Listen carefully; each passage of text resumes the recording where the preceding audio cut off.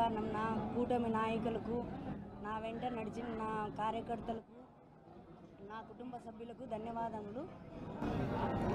మేము ప్రజల్లోకి క్యాన్వాస్కి వెళ్తూ ఉంటే ప్రజలు చాలా అభిమానంతో మమ్మల్ని చాలా ఆదరాభిమానాలతో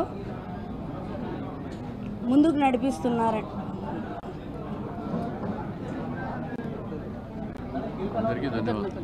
కృతజ్ఞతలండి.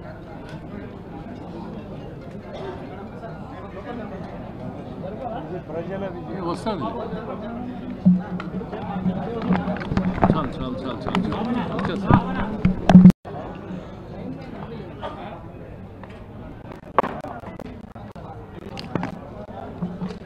అందరికీ నమస్కారం. మనది ప్రజాస్వామ్యబద్ధంగా ఎన్నికలు జరిగితే పులివెందుల స్థానిక జెడ్పీటీసీ ఎన్నికలు ఏ విధంగా అఖండ మెజార్టీతో గెలిచామో ప్రత్యక్షంగా ప్రజలందరూ చూశారు. దీనికి సహకరించిన ఎన్డీఏ కూటమి నాయకులకు, కార్యకర్తలకు, ప్రజలకు, మరి రెవెన్యూ అధికారులకు, మరి ఎలక్షన్ కమిషన్కు, అదేవిధంగా పోలీస్ శాఖకు కూడా ప్రత్యేకమైన ధన్యవాదాలు కూడా తెలియజేస్తున్నాం. ఎందుకంటే గత 30-40 సంవత్సరాలుగా పులివెందుల్లో వైఎస్ కుటుంబం స్థానిక ఎన్నికలు జరగనీయకుండా బెదిరించడం, దోచుకోవడం, దాచుకోవడం, అదేవిధంగా గతంలో రాష్ట్ర వ్యాప్తంగా స్థానిక ఎన్నికలు ఏ విధంగా చేశారో మనం చూసాం. మరి ప్రజాస్వామ్యబద్ధంగా ఏదైతే మాన్యశ్రీ ముఖ్యమంత్రి చంద్రబాబు నాయుడు గారు బీటెక్ రవి గారికి ఫోన్ చేసి, బీటెక్ రవి గారు మరి ఎవరిని పెడతారంటే, సార్ నా కుటుంబ సభ్యురాలను నా భార్యనే పెడతాను సార్, ధైర్యంగా ఎవరు ముందుకు రాలేరు, నేనే నా భార్యను పెడతానని తను ముందుకొచ్చి ఆ నమ్మకంతో ఈరోజు ఎన్నికలు జరిపాం. అదే నమ్మకాన్ని నిలబెట్టుకున్నాం. ఎందుకంటే ఒక సంవత్సరం లోపల మేము చేసిన అభివృద్ధి కార్యక్రమాలు ప్రతి ఒక్కరూ, వేదిక పైన ఉన్న ప్రతి ఒక్కరూ ప్రతి ఇంటికి వెళ్ళి ఈ ప్రజాస్వామ్యబద్ధంగా ఎన్నికలు జరుగుతాయి. ఎందుకంటే 11 నామినేషన్లు పడ్డాయి. ప్రజాస్వామ్యానికి ఇదే నాంది అనే విషయాన్ని ప్రజలకు భరోసా కల్పించాం, నమ్మకాన్ని కలిగించాం. మేము సైతం మీతో పాటు ఉంటాం, మీరు ధైర్యంగా వచ్చి మీరు మీ ఓటు హక్కును ఉపయోగించుకోండి ప్రతి ఒక్క ఇంటికాటికి వెళ్ళి మేము చెప్పాం. అదేవిధంగా ప్రజలు కూడా మమ్మల్ని నమ్మారు. ఎందుకంటే ఒక్క సంవత్సరం లోపల మేము చేసిన అభివృద్ధి కార్యక్రమాలు ఏదైతే సూపర్ 6 కావచ్చు, చేయనివి చెప్పాం, చేయబోయేటివి చెప్పాం. ఈరోజు రాష్ట్రంలో ఎక్కడ చూసినా కనిపిస్తున్న పరిశ్రమలు కావచ్చు, తాగునీరు కావచ్చు, సాగునీరు కావచ్చు, ఈరోజు గతంలో మాన్యశ్రీ ముఖ్యమంత్రి చంద్రబాబు నాయుడు గారు ఉన్నప్పుడే అభివృద్ధి జరిగింది. మళ్ళీ ఈరోజు ఒక సంవత్సరం లోపల ఈరోజు రాష్ట్రం ఎన్డీఏ కూటమి ఆధ్వర్యంలో మరి నరేంద్ర మోడీ గారి ఆశీర్వాదంతో ఈరోజు రాష్ట్రం పరుగులు పెడుతుందన్న విషయాన్ని ప్రజలందరికీ తెలుసుకున్నారు. అదేవిధంగా ఇక్కడున్న కూటమి నాయకులు అందరూ కలిసికట్టుగా ఈ విజయాన్ని చంద్రబాబు నాయుడు గారికి గిఫ్ట్ ఇస్తున్నామన్న విషయాన్ని కూడా మీకు తెలియజేస్తున్నాం. ఎందుకంటే జగన్మోహన్ రెడ్డి గారు, అవినాష్ రెడ్డి గారు 11 నామినేషన్లు వేసినప్పుడే వాళ్ళు బైకాట్ చేయొచ్చు. వాస్తవానికి అయితే మేము ఎన్నికలకు బైకాట్ చేస్తున్నామని చెప్పొచ్చు. కానీ జగన్మోహన్ రెడ్డి గారు 4 రోజుల ముందు నుంచి డ్రామా మొదలు పెట్టారు. అవినాష్ రెడ్డి గారు, మరి జగన్మోహన్ రెడ్డి గారు ఎందుకు బెదిరించే వాళ్ళని బెదిరించారు, బుజ్జగిచ్చే వాళ్ళని బుజ్జగిచ్చారు, డబ్బులు ఇచ్చి కొనేవాళ్ళని కొనాలని చూశారు.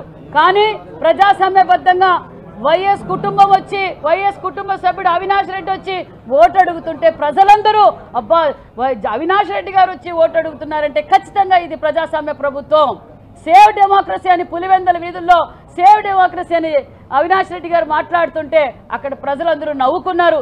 ఇప్పుడు అసలు సిసలైన ప్రజాస్వామ్యం అన్న విషయాన్ని, మేము సేవ్ ద డెమోక్రసీ అన్న విషయాన్ని కూడా మీడియా ద్వారా మీకు తెలియజేస్తున్నాం.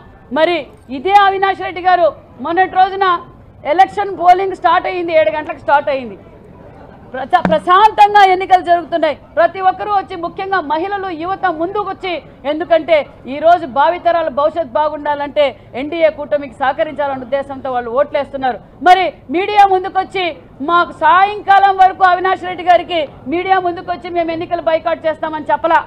సాయంకాలం అర్థమైపోయింది జగన్మోహన్ రెడ్డి గారికి, బెదిరిస్తే బెదరు ప్రజలు ప్రజాస్వామ్యాన్ని కోరుకున్నారు, ప్రజాస్వామ్యబద్ధంగా ఓటేశారు. కాబట్టి మనం గెలవం, మనం డిపాజిట్లు రావని తెలుసుకొని అవినాష్ రెడ్డి గారు మేము బాయ్కాట్ చేస్తున్నామన్నారు.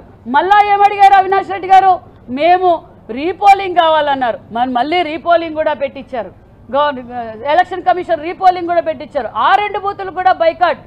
జగన్మోహన్ రెడ్డి గారిని, వైసీపీ పార్టీని వాళ్ళు బైకాట్ చేయడం కాదు, ప్రజలే వాళ్ళని బైకాట్ చేశారన్న విషయం మీకు మీడియా ద్వారా తెలియజేస్తున్నాం. ఎందుకంటే గతంలో ఎమ్మెల్సీగా మన బీటెక్ రవి గారు గెలిచారు. అంతేకాకుండా మళ్ళీ ఒక సంవత్సరం నుంచి ఇక్కడ స్థానిక సమస్యల గురించి ఎప్పటికప్పుడు బీటెక్ రవి గారు ప్రజల్లోకి వెళ్ళడం, వాళ్ళ సమస్యలను పరిష్కారం చేయడం, చిన్న చిన్న పనులు కూడా వాళ్ళు ముఖ్యమంత్రిగా ఉన్నప్పుడు పులివెందుల గురించి పట్టించుకోలేదు, పులివెందుల ప్రజల గురించి పట్టించుకోలేదు.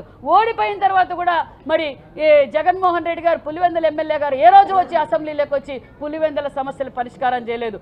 ఎన్ని బెదిరించినా, ఎంతమందిని భయభ్రాంతులు చేసినా మరి బీటెక్ రవి గారు కుటుంబ సభ్యులు బీటెక్ రవి గారు ఇక్కడ ఉండి రాజకీయం చేశారు. బీటెక్ రవి గారి నమ్మకం ఒక పక్క తెలుగుదేశం పార్టీ ఎన్డీఏ కూటమి ఉంది కాబట్టి ఖచ్చితంగా అభివృద్ధి జరుగుతుందని సంపూర్ణమైన నమ్మకంతో ఈరోజు మాకు భారీ మెజార్టీతో గెలిపించారన్న విషయం కూడా తెలియజేస్తున్నాం.